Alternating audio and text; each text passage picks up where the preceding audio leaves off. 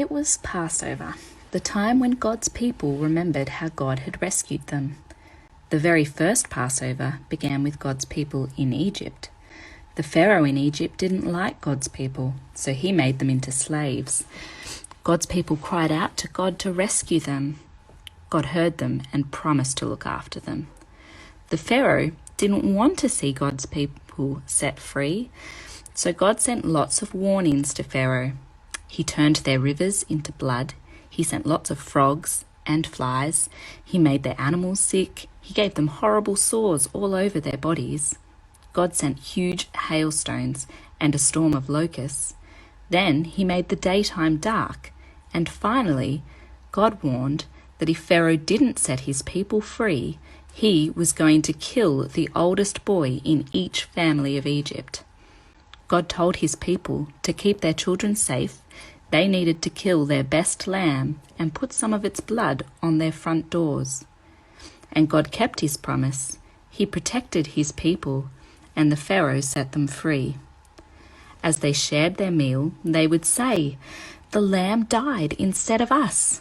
So from now on, every year they killed a lamb and ate it, and they would remember this great rescue, and they called this special meal the Passover.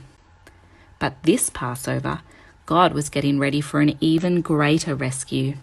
God was going to do it again, but this time he was going to send his son, Jesus, to rescue his people. And this time, God was going to set them free forever and ever. Jesus and his friends were having the Passover dinner together, but Jesus' friends were arguing. What about? They were arguing about stinky feet. Yes, that's right, stinky feet. Now, the thing about feet back then was that people didn't wear shoes. They only wore sandals, which might not sound unusual, but the streets in those days were dirty, really dirty. With all the cows and horses everywhere, you can imagine the stuff on the streets that ended up on their feet.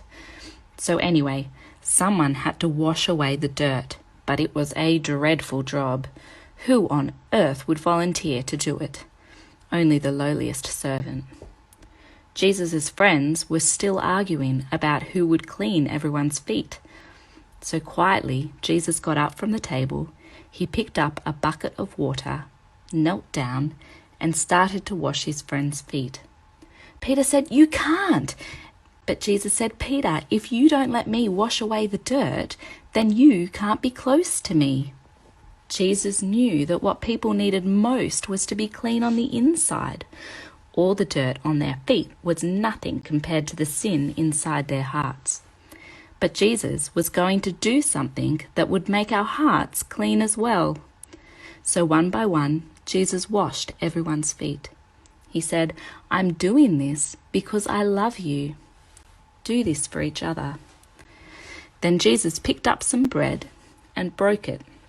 He gave it to his friends, and he said, "My body is like this bread. It will break."